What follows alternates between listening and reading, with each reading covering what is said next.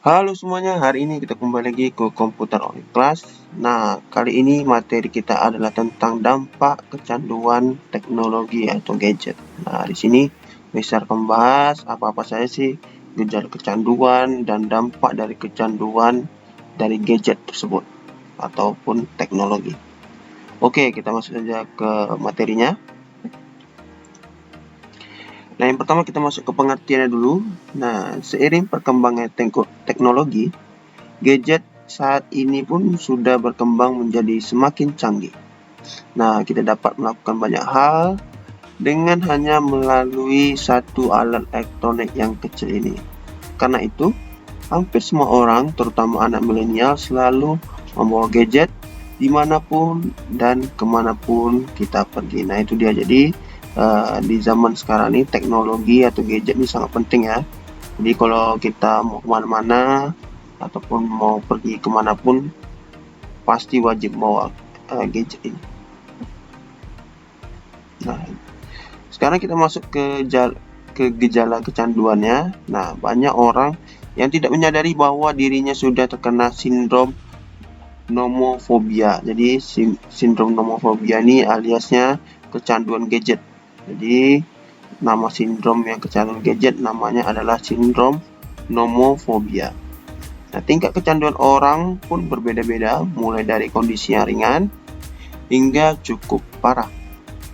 Nah, berikut ini beberapa tanda dari kecanduan gadget yang perlu kita perhatikan.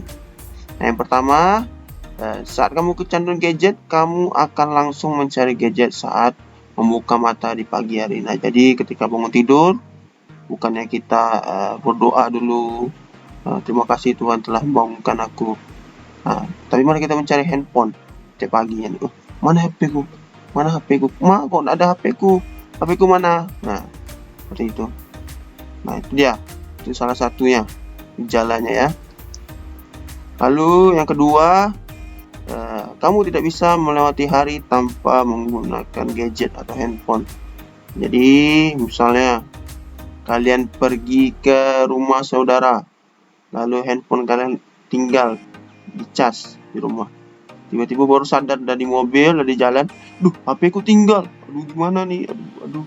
Nah, merasa gelisah, merasa gimana nih? Pasti aku ada yang ngechat atau aduh, gimana nih? Pastilah bosan kali di rumah saudara tuh. Nah, itu dia.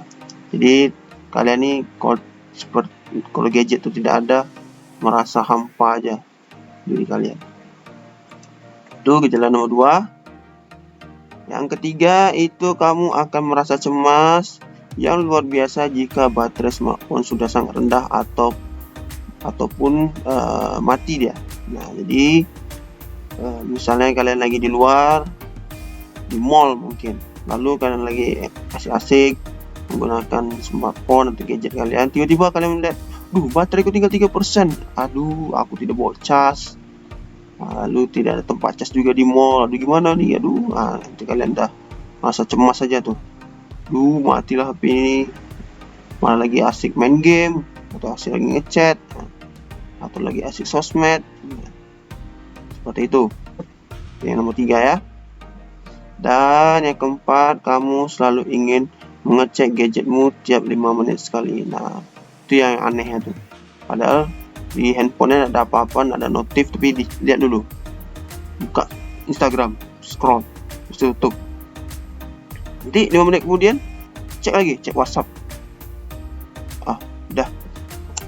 Nanti 5 menit kemudian cek TikTok, cek Facebook, atau nanti 5 menit kemudian cek Mobile Legend, cek PUBG dan lain-lain. Itu dia.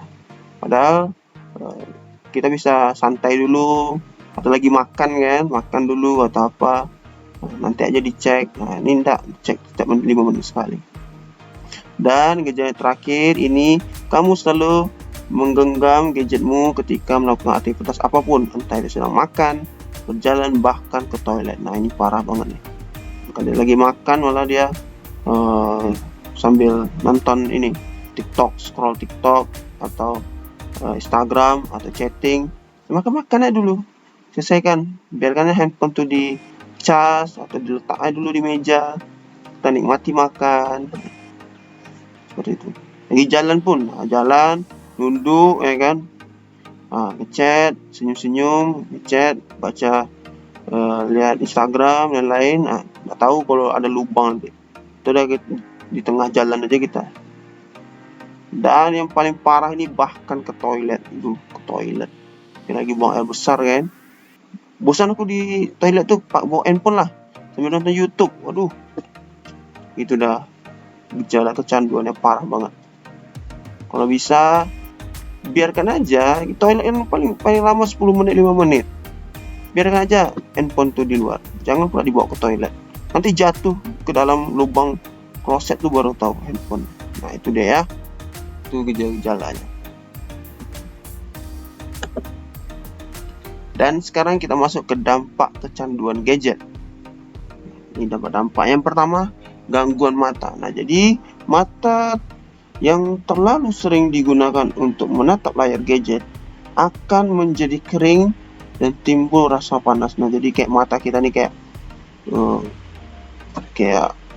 udah kering, udah kusut lah mata. Ibaratnya udah nengok-nengok layar aja dari tadi berjam-jam.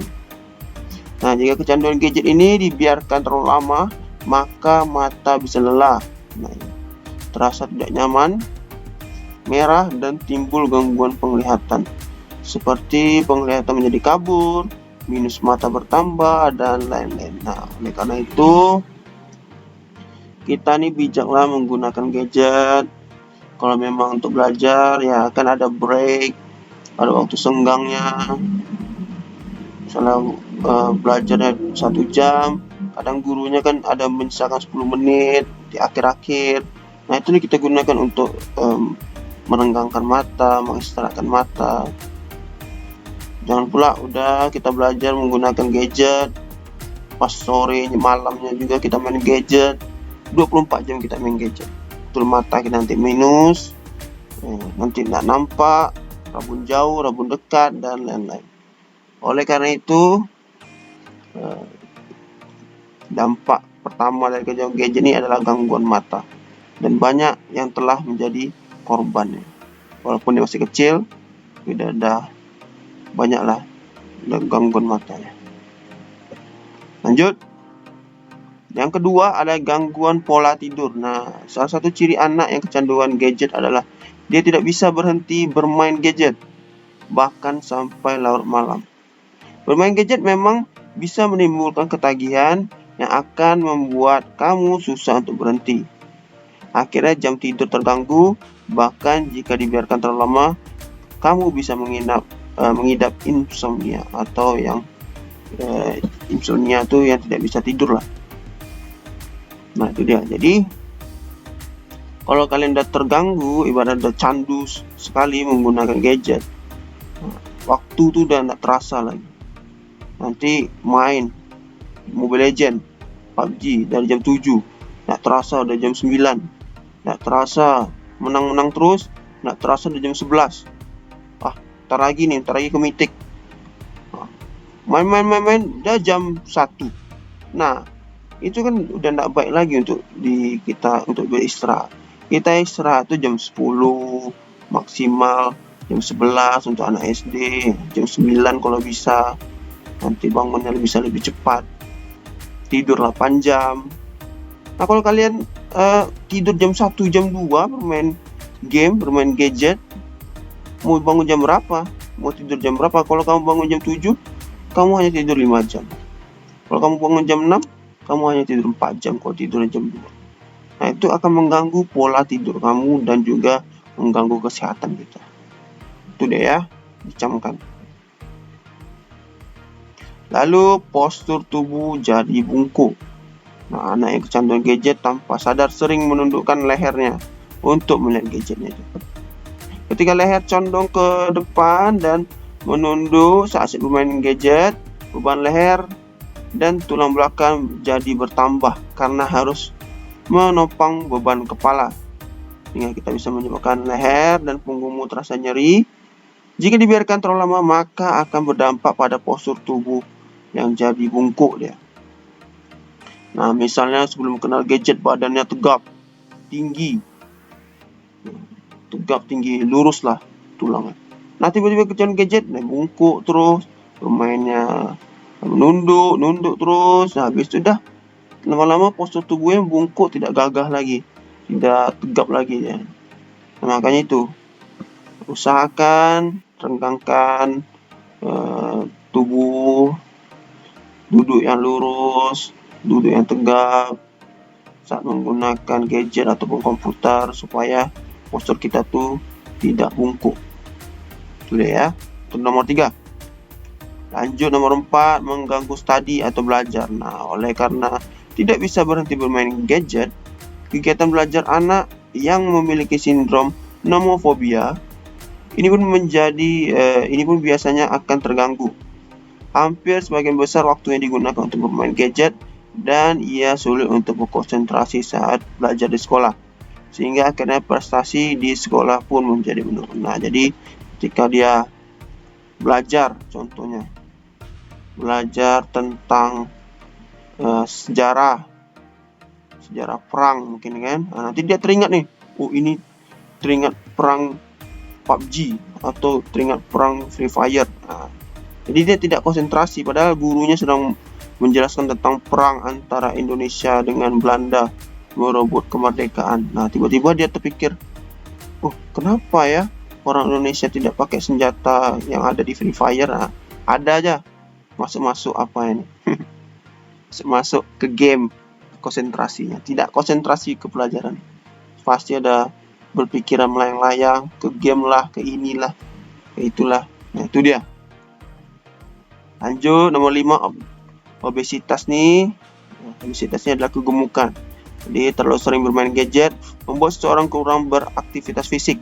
Hal ini sangat berkaitan dengan kondisi obesitas. Nah jadi gadget nih banyak membuat orang jadi malas bergerak, hanya duduk di depan komputer gadget, tidak mau bergerak. Contohnya bisa memesan makanan. Kalau dulu zaman-zaman Mister belum ada gadget, memesan makanan jalan kaki, pergi ke simpang, jalan 5 menit 10 menit, beli mie ayam. Sekarang pesan GoFood, padahal dekat, pesan aja GoFood. Nanti jemput aja di pagar. Nah jadi tidak ada bergerak-geraknya lagi, otomatis berat badan bertambah, terus kita kegemukan. Nah, kegemukan itu bukannya sehat ya, ada postur idealnya juga, tinggi sama berat badan tuh ada idealnya. Oleh karena itu usahakan berolahraga dan jagalah makan dan juga kesehatan saat menggunakan gadget ini. Oke, dan yang terakhir adalah kurang bersosialisasi. Nah ini pernah dengar ungkapan gadget itu mendekatkan yang jauh dan menjauhkan yang dekat. Nah nyatanya kecanduan gadget menyebabkan anak milenial hanya ingin berkomunikasi melalui aplikasi chatting yang ada di gadget saja dan enggan bersosialisasi dengan orang-orang sekitarnya. Akibatnya hubungan pertemanan bahkan keluarga pun menjadi renggang karena gadget. Nah ibaratnya kalau teman dulu kan, kalau misal ada teman ibaratnya agak jauh lah rumahnya, ibarat di seberang. Misal mau ajak dia main, pergi misal ke rumahnya, namanya Sandi lah, Sandi main yuk. Nah kalau sekarang ada gadget, chatting, di mana San, main yuk, main bola. Oh iya, atau main yuk, main Mobile Legend.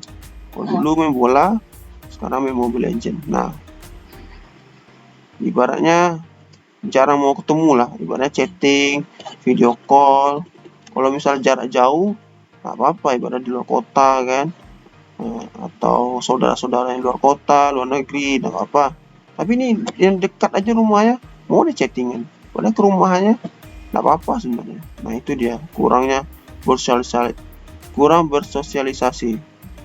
Nah membuat anak-anak yang candu gadget ini di kamar nonton anime, main game, nggak mau keluar rumah, hidup AC, dan betah di rumah tuh, makannya Indomie pula. Nah, itu yang membuat anak-anak ini kurang bersosialisasi karena gadget. Oke, nah itu semuanya dampak kecanduan dari teknologi atau gadget. Semoga materi mister ini kalian bisa memahami, bisa masuk ke pikiran bahwa oh ya, ini tidak baik, kecanduan gadget. Sepertinya gejala-gejalanya sudah ada di dalam diriku. Aku harus membatasi menggunakan gadget. Nah, kalian harus seperti itu. Jangan sampai kita dikendalikan oleh gadget, karena kitalah yang seharusnya mengendalikan gadget tersebut. Oke, terima kasih dan sampai jumpa kembali di pertemuan selanjutnya. Bye-bye.